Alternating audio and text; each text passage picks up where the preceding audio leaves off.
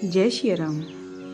राजा ने मुनि को उचित आसन दिया, फिर अपनी राजकुमारी को लाकर नारद जी को दिखलाया और पूछा कि हे नाथ, आप अपने हृदय में विचार करके हमारी कन्या के गुण दोष बतलाइए। उसके रूप को देखकर मुनि वैराग्य भूल गए और बड़ी ही देर तक उसकी तरफ देखते ही रह गए। उसके लक्षण देखकर मुनि अपने आप को भूल गए और हृदय में हर्षित हुए, पर प्रकट रूप में उन लक्षणों को नहीं कहा। लक्षणों को सोचकर वे मन ही मन कहने लगे कि जो इसे ब्याहेगा वह अमर हो जाएगा और रणभूमि में उसे कोई नहीं जीत सकेगा। यह शील निधि की कन्या जिसको वरेगी, सब चर अचर जीव उसकी सेवा करेंगे। सब लक्षणों को विचार कर मुनि ने अपने हृदय में ही रख लिया और राजा से कुछ अपनी ओर से बनाकर कह दिया। राजा से लड़की के सुलक्षण कहकर नारद जी चल दिए, पर उनके मन में यह चिंता थी कि मैं जाकर और सोच विचार कर अब वही उपाय करूं जिससे यह कन्या मुझे ही वरे।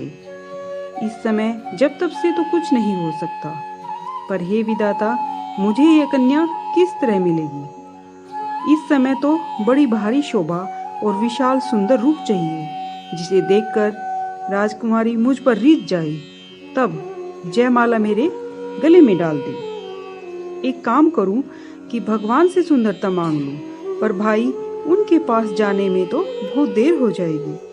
किंतु श्री हरि के समान मेरा हित भी कोई नहीं चाहता, इसलिए इस समय वे ही मेरी सहायक बन सकते हैं। उस समय नारद जी ने भगवान की बहुत प्रकार से विनती की। तब लीलामय कृपालु प्रभु वहां प्रकट हो गए। स्वामी को देखकर नारद जी के नेत्र शीतल हो गए और वो मन में बड़े ही हर्षित हुए कि अब तो काम बन ही जाएगा। नारद जी ने बहुत दिन होकर और सब कथा कह सुनाई और प्रार्थना की कि बोले कृपा कीजिए और कृपा करके मेरे सहायक बनिए। हे प्रभु, आप अपना रूप मुझको दीजिए और किसी प्रकार से मैं उस राजकन्या को नहीं छोड़ सकता। हे नाथ, जिस तरह मेरा हित हो आप शीघ्र वह कार्य कीजिए। मैं आपका दास हूँ। आपकी माया का विशाल बल देख दीन दयालु भगवान मन ही मन हंस कर बोले, हे नारद, सुनो, जिस प्रकार का आपका परम हित होगा हम वही करेंगे, दूसरा कुछ नहीं। हमारा वचन असत्य नहीं होता। हे योगी मुनि सुनिए, रोग से व्याकुल रोगी कुपथ्य मांगे तो वैद्य उसे कभी नहीं देता। इसी प्रकार मैंने भी तुम्हारा हित करने की ठान ली है। ऐसा कहकर भगवान अंतर्ध्यान हो गए। भगवान की माया के वशीभूत मुनि ऐसे मूड में आ गए कि भगवान की अगूढ़ वाणी को भी समझ न सके। ऋषिराज नारद जी तुरंत वहां गए जहाँ स्वयंवर की भूमि बनाई गई थी। राजा लोग खूब सज धज कर समाज सहित अपने अपने आसन पर बैठे थे। मुनि नारद मन ही मन प्रसन्न हो रहे थे कि मेरा रूप बड़ा सुंदर है, मुझे छोड़कर कन्या भूल कर भी किसी और को नहीं वरेगी। कृपा निधान भगवान मुनि के कल्याण के लिए उन्होंने उनसे ऐसा क्रूप बना दिया जिसका वर्णन नहीं हो सकता।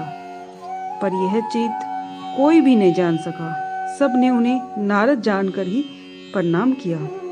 वहां शिव जी के 2 गण भी थे। वे सब भेद जानते थे और ब्राह्मण का वेश बनाकर सारी लीला देखते फिरते थे। वे भी बड़े ही मोजी थे। नारद जी अपने हृदय में रूप का बड़ा अभिमान लेकर जिस समाज में जाकर बैठे थे, ये शिव जी के 2 गण भी वहीं बैठ गए। ब्राह्मण के वेश में होने के कारण उनकी इस चाल को कोई जान न सका।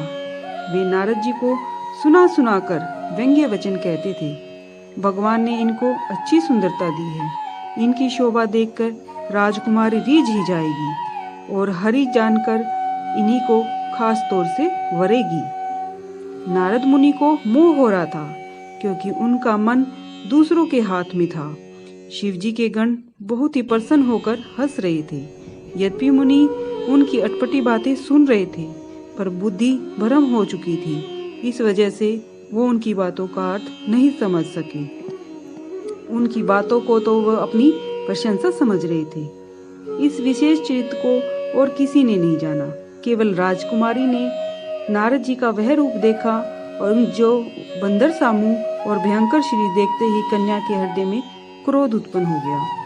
तब राजकुमारी सखियों को साथ लेकर इस तरह चली मानो राजहंसनी चल रही। वह अपने कमल जैसे हाथों में जयमाला लिए सब राजाओं को देखती हुई घूमने लगी। जिस ओर नारद जी बैठे थे वो फूल की तरह समाये हुए थे, उसे भूलकर भी उन्होंने नहीं देखा। नारद मुनि बार बार उचकते और छटपटाते उनकी दशा देखकर शिव जी के गण मुस्कुराते हैं।